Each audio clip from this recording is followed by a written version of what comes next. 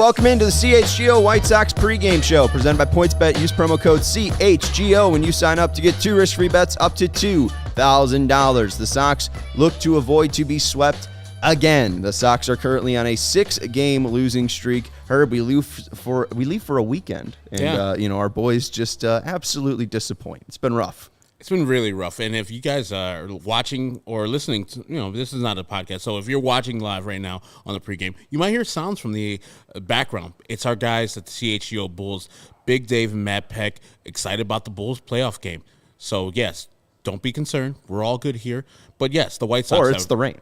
Yeah, there's rain, too. The White Sox have played like garbage, straight garbage last couple days, and it's been disappointing. Geo Day, though. And they've gotten hurt, so that's been fun. I'm Sean Anderson. You can follow me on Twitter at Sean_W_Anderson. That's Herb Lawrence. Hello. You can follow him on Twitter at Ecknerwall23. This is the CHGO White Sox pregame, previewing the Twins and Sox game coming up at 1:15 p.m. Central Time. Right now, the Sox are 6-8 on the season. The Twins are 7-8, and the Sox are 1 game back of the Cleveland Guardians, who are in the lead of the American League Central at 7-7. But that kind of tells you where the divisions like, Herb, is there's not a team that is above 500. The team leading the division is at 7-7. The Sox have just been plagued with bad play and injuries so far. Exactly. And what's up, KPW? But our mantra, or like at least my mantra, I don't want to put this on you or Vinny, who's on assignment right now, folks. So he'll be back on Wednesday, but is process over results. Yes, the White Sox, they probably will win the AL Central, and that's probably in a runaway. But you see how they're playing. You see how crappy they're looking on the field. When you're playing this poorly, we're not looking at the Guardians. We're not looking at the Twins. We are not looking at the Royals or the Tigers. Those things are past us. Yes, they're going to be tough, and those teams all want to beat the White Sox. But we are now in the rebuild and the championship contention. Those teams don't matter to us. We're looking past them to the Yankees, to the Toronto Blue Jays. So our games have to be on point. What Timmy has offered in Cleveland, not good. It was terrible. It was a terrible series. The bats since the second game, I think, at home versus the Mariners, have been piss poor. Really piss poor, especially in Cleveland and Minnesota. The at-bats have been just struggling. Like, you can struggle as a whole team because that's what things happen during a 162 season, but the approach is bad. The lineups sometimes are bad, with Lurie hitting second or third in the lineup, in a major league lineup.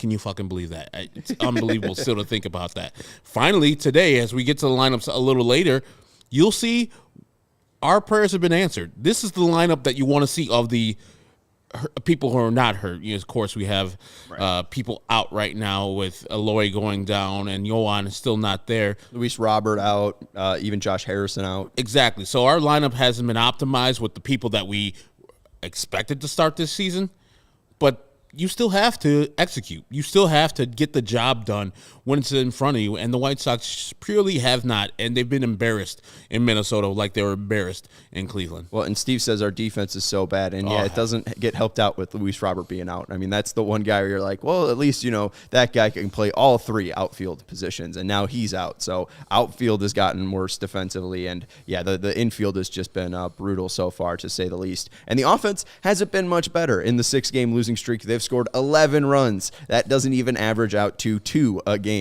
If they're scored 12, that'd be 2 a game. But 1.833, it has been brutal. St. Rita, friends. That's that education. Oh, Brother Rice? Brother Rice. Come on. Same thing. Come on. It's same thing to me. So that's an insult right there. Where'd you go? Wheaton North. I mean, So what? Is that like me calling you Wheaton South? I mean, if you call us that's a huge insult because we're smart, actually.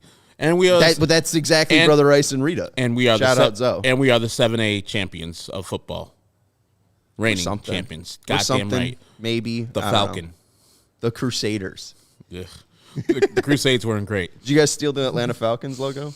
The old Atlanta Falcons logo cool back one. in the day, yeah. So it's that big, huge wing going down with a little tiny head. Yeah, that one's probably the sickest one. The Neon Dion days in KPW saying, yikes, I thought the Jays offense was scuffling, but that's bad.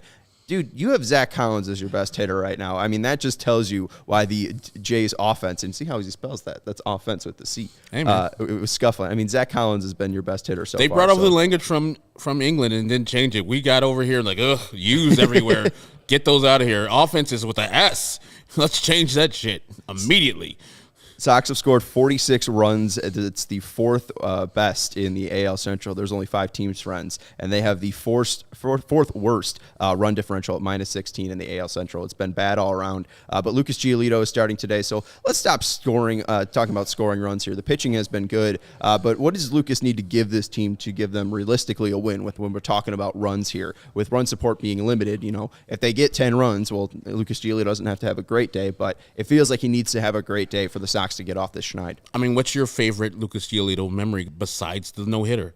August 21st, 2019 is 12K complete game shutout against the Twins. We're not going to get that, but he dominates versus the Twins. He sees that colors, and he's like, okay, it's time to pitch. Time to get the job done. Now, I expect him only to pitch 5 at the max because he's coming off an injury, firstly, and then secondly, only pitched like in that first game. So he hasn't been ramped up properly, and you want him for the long haul, especially with all the injuries going around the White Sox. Last thing you want to do is have a panic move where you're just playing him and you're asking him to pitch for you extra innings where, you got the good bullpen action. They haven't been as poor as people have been saying. Like, Benasusa gave up a couple runs the other day, but I think you get 5 from Lucas and you let the 4 innings of the bullpen take over. All the White Sox need to give Lucas, I think, is 4 runs. It's a huge ask, absolutely huge ask for a team that's only averaging below 2 runs in the last 6 games.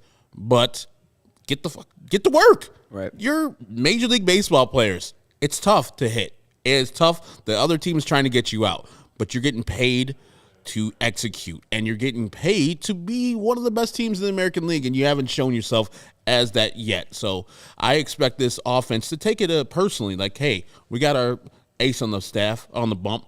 Let's show him that we appreciate him here and that we're professionals and that we can get the job done too. This is a blip in our radar. We're not that team that just showed up in Cleveland, the team that showed up here in Minnesota. Let's end it on a high note. Yeah, they're not the team that showed up in Cleveland or Minnesota. I mean, it's been very sad to watch this White Sox team. But it's also, I wonder, truly, what the effect of the ball has been. Bob Nightingale released a story today, and apparently they're using 2 different balls right now in Major League. And you see the White Sox exit velocity, their barrel percentages, and you see how much home runs are down. This is a team that is built off home runs, and I know the Eloy injury is big, it's important, but maybe them going away from a reliance on home runs will make them change up their strategy, and maybe we'll see a different approach for the Sox today. But let's talk about that Eloy injury. Here's the official release from the White Sox on what happened to Eloy. He was running to first base, but he said prior to today's game at the Minnesota Twins, the Chicago White Sox placed outfielder Eloy Jimenez on the 10-day injured list with a right hamstring strain. He reinstated right-handed pitcher Lucas Giolito. He's obviously pitching today from the 10-day injury.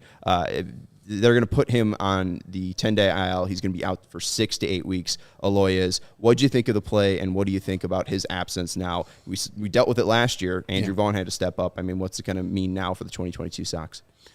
I don't like to say this about somebody like Eloy, but he didn't cause his own injury, but he didn't help himself in that regard, because you see the play where he's lunging at the bag, strike number 1.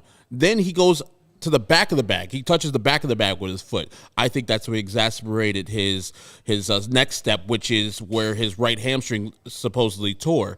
So maybe he made his own injury there. He is maybe injury prone.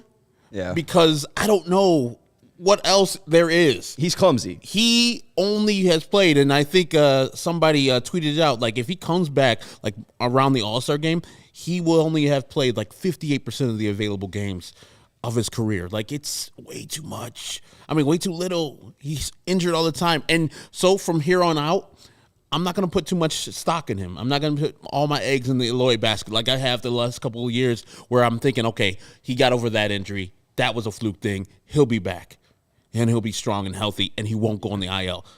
You got to start thinking, like, this guy is injury prone, and maybe don't count on Eloy Jimenez. If you get him in the lineup and he produces, That is an extra. That is the cherry on top. But don't put all your eggs in that basket because he is not going to be there for you all 162. It's just so disappointing because he is a phenomenal talent, especially a great hitter.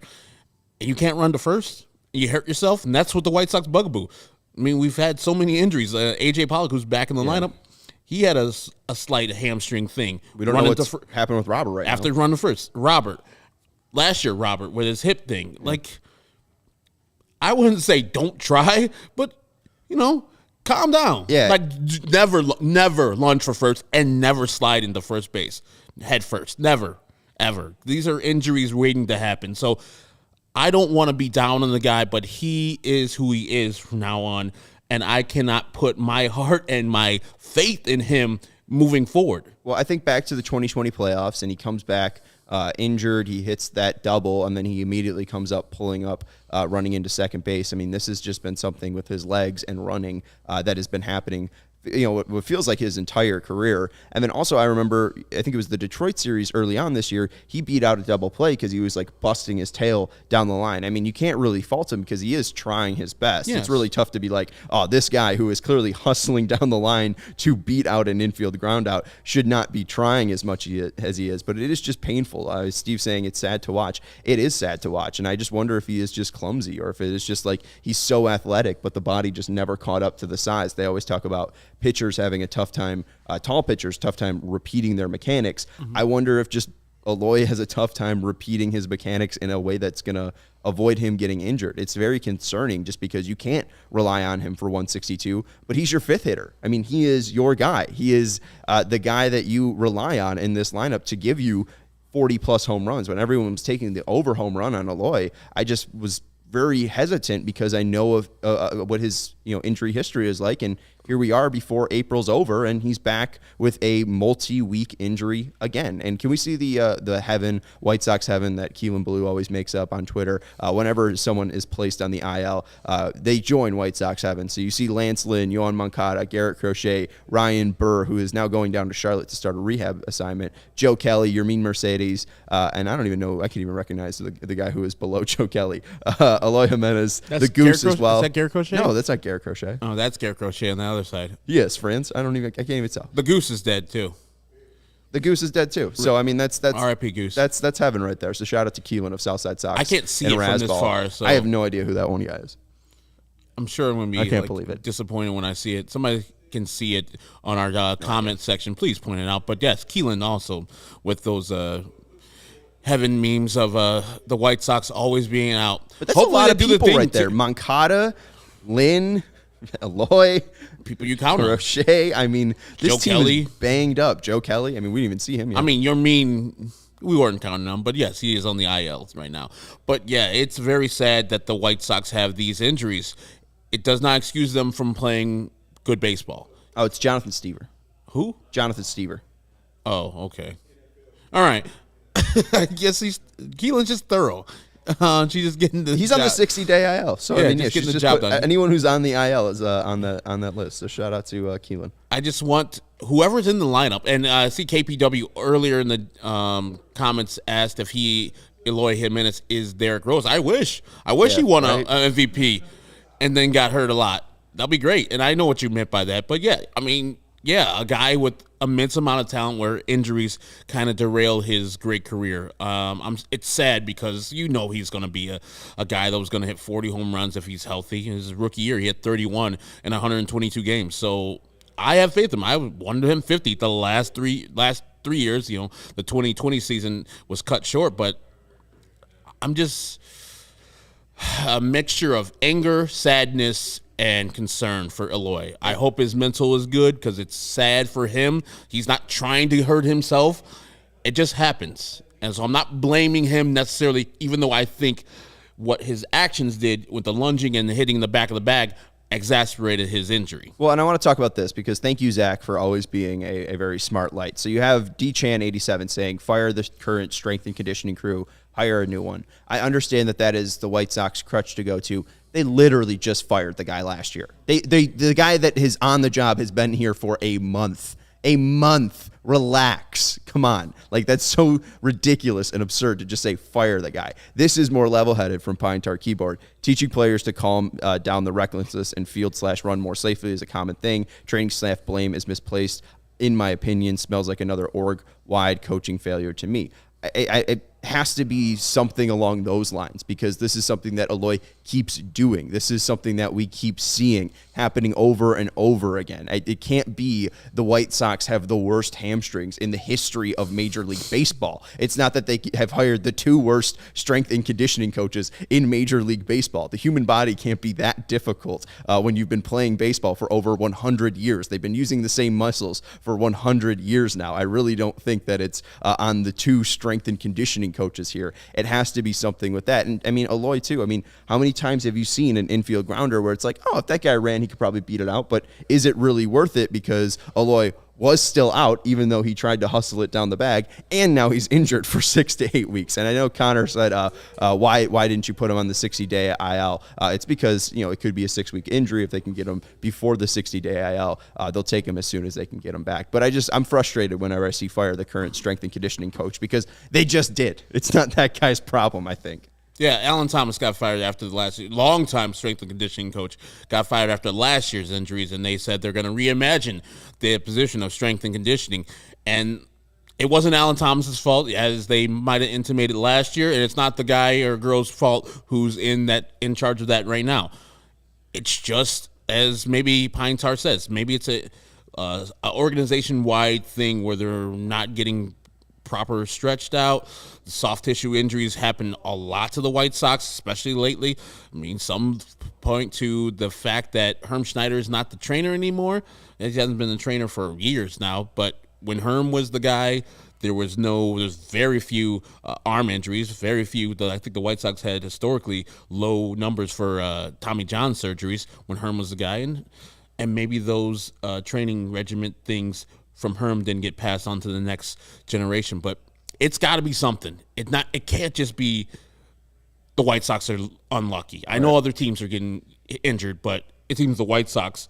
You saw that heaven piece by Keelan. Look at those players, man. We're just getting one coming back down from heaven. Thank you, Jesus.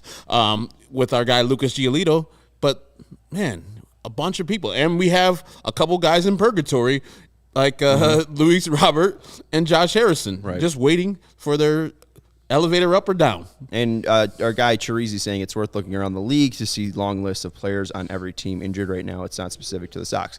It is not, but also just like Connor saying, I feel like soft tissue things are tearing up over the league over the last few seasons, and it just has felt, it's affected the Sox and it's affected the whole league. And it just feels so like so much at this point, because now we do have the heaven bit where we can just say, oh yeah, did you see Keelan's heaven bit? And you can now see all of the people and all the White Sox players that are up in heaven. I didn't realize how long we've been talking about this topic. Let's go to the starting lineups and talk about the starting 9 for the Sox, because they got to get off this 6-game losing streak.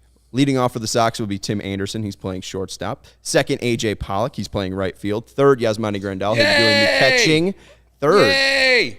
Fourth, Jose Abreu. He'll be the DH today. Fifth, Gavin Sheets. Happy birthday. Happy belated birthday to Gavin Sheets. He'll be playing first base. Andrew Vaughn batting 6th, playing left field. Leury Garcia playing second base, batting 7th. Where he should be. Batting 8th, Adam Hazley, not Halsley, in center field. And 9th, Danny Mendick playing third base. Let's talk about Grandal at third. You're excited about that? Yeah, I mean, I've been saying it. Yes, Grandal hasn't been the on-base beast that he usually is, hasn't been taking a lot of walks, but usually that's his MO. So if we're going to say that Jose Abreu is an RBI guy, why not have people who can get on base in front of him? And Yasmani is one of those guys. Without taking him way down to like the 5th spot, you're 4th spot. You're still in a cleanup spot. You're in a good position to drive in some runs, I think more with Yasmani on base in front of you. So, yeah. I like Yasmani, and hopefully they win, because I know baseball people are creatures of habit. They win. Yasmani has a good day. Abreu has a good day. We can solidify him there, even when Luis Robert comes back, even when other players come back. 3 is Grandal, 4 is Abreu. Yeah, I'm fine with Abreu being 3 and Grandal being 4. I don't think it matters that much. It just matters more when you have Leury Garcia at 3 and Leury Garcia at 2. That's the big thing. Looking at that top 4, did that shit. Anderson, Pollock, Grandal, and Abreu, that's fine if Robert's hurt. If Robert's not hurt, Robert needs to be in the top 4. But as long as that's the top 4, I'm fine with those players as long as, injury is not knocking out our best player in Luis Robert. I actually don't mind the top 6. Yeah, I don't mind top 6 hitters, perfect. And those bottom 3 are exactly where they're supposed to be in any lineup that they ever come into. Lurie shouldn't be higher than 7th in any lineup. And when he was batting 2nd and 3rd, I was apoplectic. I was so pissed inside, but I didn't want to let it out because it just keeps on happening. But Lurie 7th, I can deal with that. I can deal with Hazley batting 8th, and of course Mendick hitting 9th. That's exactly how lineup construction should go. I usually say that it's, it evens itself out, but when you do active things like that, when you have Lurie Garcia batting 2nd and 3rd, that exasperates the problem. Like, hey, we're not hitting. Let's put a non-hitter up earlier so he can get more fucking at bats. Yeah, so he can get in the That does rhythm. not work. Get people who can hit up closer so they can hit more.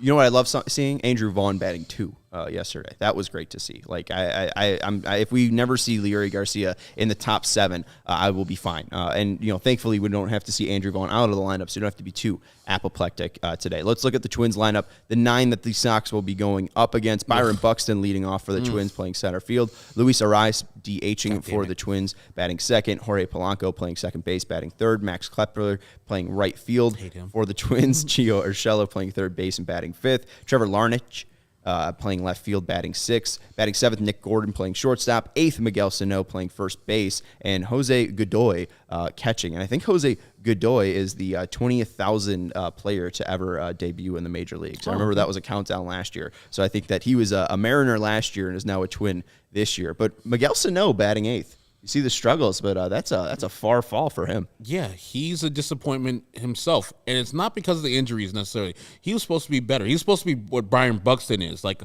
a top-of-the-league player, and you see flashes for him. You see the power from time to time, but I think he's a knucklehead.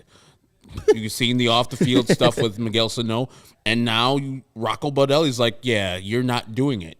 Yeah. And they've sent him down to the minors while he was an established major league player because he didn't do the things necessary to become the next step. An 8 hitter, he's deadly, but that should be an insult to him and say, I'm a 3, 4, 5 hitter. Never let me be here again. And take it as an insult and take it as a challenge. Yeah. But I hope that he sulks and just cries all day and is poor today. He's just bad. And another thing, yesterday while I was watching the game, somebody was yelling at me because I said there was a runner on second base and they're facing Byron Buxton with 2 outs. I'm like, no better time to put up 4. It was a second inning. I don't care. Don't let him, the MVP candidate, beat you when you don't need to face him. So you should have had 4, which, of course, they didn't do. He, of course, laces a single or double into right center field. And I'm like, okay. And then the next guy, Arraez, hits him in. And people are like, well, he would have knocked in anyways. Like, that's not how the space-time continuum works. One thing changes, you're on a different line now. So maybe they get Luis Arraez out with a different plan there. But going against Byron Buxton, he's not of the Jose Ramirez yet where you walk him automatically. He's pretty good. If there's a base open, walk him. Just don't go against him. See what Luis Arraez can do in his 7 career home runs. If he gets a single like he usually does, tip the cap. At least it's not a home run. At least it's not Byron effing Buxton beating you.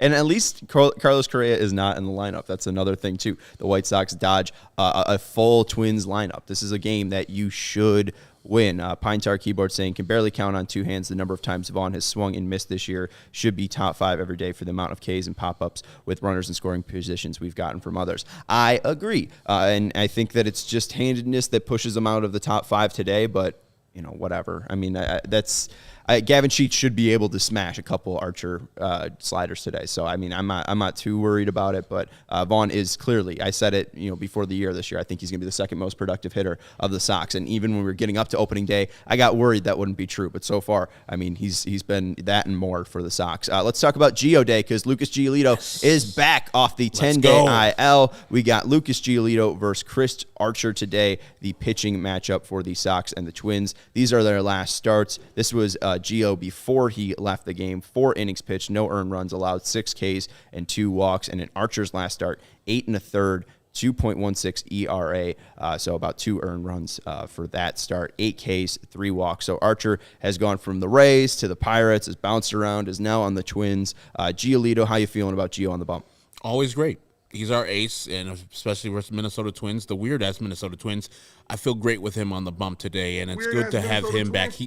He's our stopper. He's our closer. He's our ace. He's everything that we want him to be, and I'm excited to have him back on the bump. Hopefully he can go 5 innings and give us a good effort and a chance to win this game. If he doesn't, I will not blame him too tough because coming off an injury is really rough, and it's only his second start of the year. But I believe in Gio. I believe that he will give us a quality start no matter what the result will be. And if they give him a quality start, 3 earned runs, the White Sox should win this game. The White Sox going up against Chris Archer, the White Sox should eat. I know that 8 1/3 right there is pretty shocking from Chris Archer. Isn't that like 2 games or is that a full game? That was a full game. That was, I believe, his last start. It was 2 games. Oh, it was 2 games. Okay, I apologize. That was just April 24th.